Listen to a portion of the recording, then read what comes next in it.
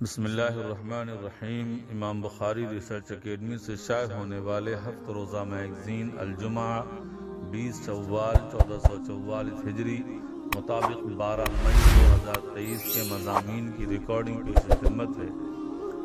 الحمدللہ رب العالمین صلی اللہ علی النبی الامی الکریم، اما بعد۔ فکر و نظر، عملی انسان بنیے، تبصرے باز نہیں۔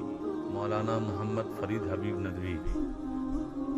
اس وقت ہم دیکھتے ہیں کہ ہر شخص حالات اور لوگوں پر تبصرہ کرتا ہوا نظر آتا ہے۔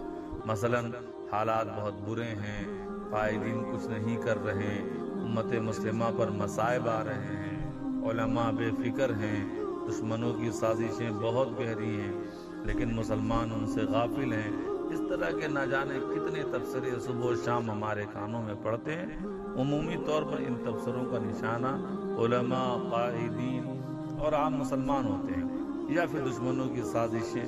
لیکن افسوسناک پہلو یہ ہے کہ یہ تبصرے کرنے والے خود کچھ نہیں کرتے۔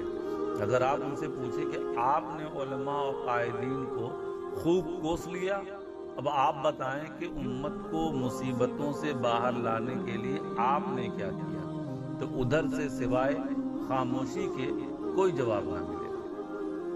یہ حقیقت ہے کہ دنیا کا سب سے آسان کام دوسروں پر تبصرہ کرنا ہے، اور یہ عادت انسان کو نکما اور ناکارہ بنا دیتی ہے۔ اس لیے کہ بلند حوصلہ اور کچھ کر گزرنے کا جذبہ رکھنے والے لوگ حالات سے شکوہ، دوسروں پر تبصرہ نہیں کرتے، بلکہ وہ آگے بڑھ کر میدان میں کود پڑتے ہیں اور حالات سدھارنے کے لیے اپنی مکمل کوشش کرتے ہیں۔ اس لیے ہم اور آپ بھی تبصرے باز نہ بنیں، عملی انسان بنیں۔ آپ اپنے لیے، گھر والوں کے لیے، ملک و ملت کے لیے جو کچھ کر سکتے ہو ضرور کیجیے۔ فضول تبصروں کے بجائے اپنے حصے کی محنت کرتے رہیے، کیونکہ صرف تبصرے کرنے سے کسی کا بھلا ہونے والا نہیں ہے۔ قرآن ہمیں عملی انسان بننے کی دعوت دیتا ہے۔ اللہ تعالیٰ کا ارشاد ہے کہ اور ان سے کہو کہ تم عمل کرتے رہو، اب اللہ بھی تمہارا طرز عمل دیکھے گا، اور اس کا رسول بھی اور مومن لوگ بھی۔ سورہ توبہ آیت نمبر 105۔ اخلاقیات، غریبی و محتاجی کوئی اچھی چیز نہیں۔ مولانا محمد خالد ضیاء صدیقی ندوی۔ قرآن پاک میں مومنوں کو ایک خاص جامع دعا یہ سکھلائی گئی کہ اے ہمارے رب، ہمیں دنیا میں بھی بھلائی عطا فرما اور آخرت میں بھی، اور ہم کو دوزخ کے عذاب سے بچا۔ ربنا آتنا فی الدنیا حسنہ وفی الآخرۃ حسنہ وقنا عذاب النار۔ یہ وہ دعا ہے جو ہم اپنی نمازوں میں مانگتے ہیں، لیکن اس کے معنی پہ غور نہیں کرتے۔ یہ دعا بتاتی ہے کہ ایک مسلمان کے لیے دنیا و آخرت دونوں زندگی کا بہتر ہونا ضروری ہے۔ دنیا کی بھلائی اور اچھائی میں، جہاں صحت و عافیت، نیک بیوی، علم، عبادت، اچھے اعمال، نیک اولاد، ایمان کی حالت میں موت جیسی چیزیں داخل ہیں، وہیں اس میں معاش اور روزی، کاروبار کی بہتری بھی داخل ہے۔ اسلام غریبی کو ختم کرنے اور معاش کو بہتر بنانے کی تعلیم دیتا ہے، کیونکہ غریبی میں انسان کے منہ سے کبھی ایسی باتیں نکل جاتی ہیں جس سے اس کا ایمان تک خطرے میں پڑ جاتا ہے، اور کبھی ایسا موقع بھی آتا ہے کہ وہ اپنے ایمان کا ہی سودا کر لیتا ہے۔ چنانچہ ہم دیکھتے ہیں کہ بہت سے غریب مسلمان پیسوں، عہدوں اور مال کے لالچ میں قادیانی یا عیسائی ہو جاتے ہیں۔ ایک حدیث میں یہ مضمون بھی آیا ہے کہ فقر و غربت انسان کو کفر کے قریب تک پہنچا دیتی ہے۔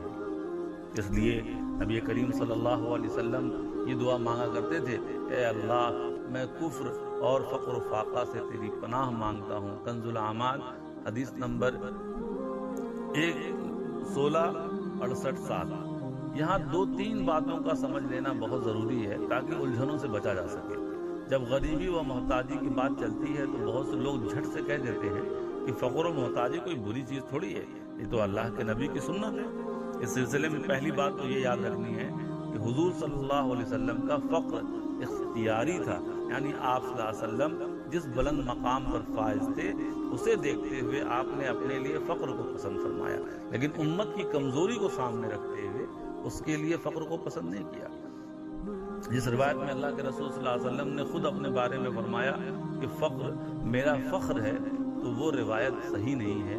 اس کے لیے آپ مرقات المفاتیح دیکھیے، اور جس حدیث میں نبی کریم صلی اللہ علیہ وسلم نے یہ دعا مانگی ہے کہ اے اللہ مجھے مسکینی کی حالت میں زندہ رکھ اور اسی حالت میں وفات دے، اور مسکینوں کے ساتھ حشر کے روز مجھے اٹھا، ترمذی 2352۔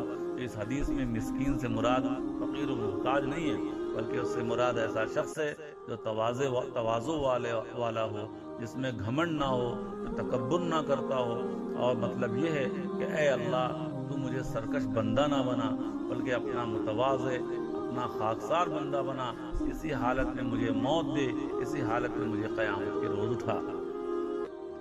اگر کسی شخص کے ذہن میں یہ بات پیدا ہو کہ ایک طرف تو حدیث میں فقر سے پناہ مانگی گئی، جس کا مطلب یہ ہے کہ فقر کوئی اچھی چیز نہیں ہے، دوسری طرف حدیث میں یہ کہا جا رہا ہے کہ فقیر مالدار سے 500 سال پہلے جنت میں جائے گا، جیسے ترمذی کی یہ روایت ہے 2352 میں، اس کا مطلب یہ ہوا کہ فقر تو اچھی چیز ہے، تو یہ دونوں حدیثوں میں ٹکراؤ ہو گیا۔ تو اس سلسلے میں یاد رکھیے کہ فقر تو واقعی کوئی اچھی چیز نہیں ہے، لیکن اگر کوئی فقر کا شکار ہو جائے تو اس حدیث میں اس کے لیے تسلی کا سامان ہے کہ اسے مایوس نہیں ہونا ہے، بلکہ اسے آخرت کی نعمتوں کو سامنے رکھ کر خوشی خوشی اپنی زندگی بسر کرنی چاہیے۔ اس کی مثال بالکل بیماری کی طرح ہے۔ سب لوگ جانتے ہیں کہ بیماری کوئی اچھی چیز نہیں ہے، لیکن اگر کوئی بیماری کا شکار ہو جائے تو اس کو تسلی کے لیے نبی کریم صلی اللہ علیہ وسلم نے یہ فرمان سنایا کہ بیماری سے مسلمان کے گناہ درخت کے پتے کی طرح جھڑ جاتے ہیں، بخاری 53:7۔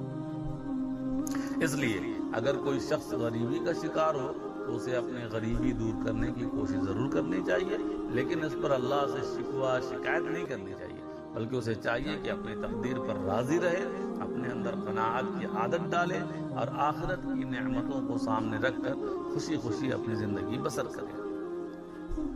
مسائل: رات میں جھاڑو لگانا کیسا ہے؟ ابو طلحہ بنارسی ندوی۔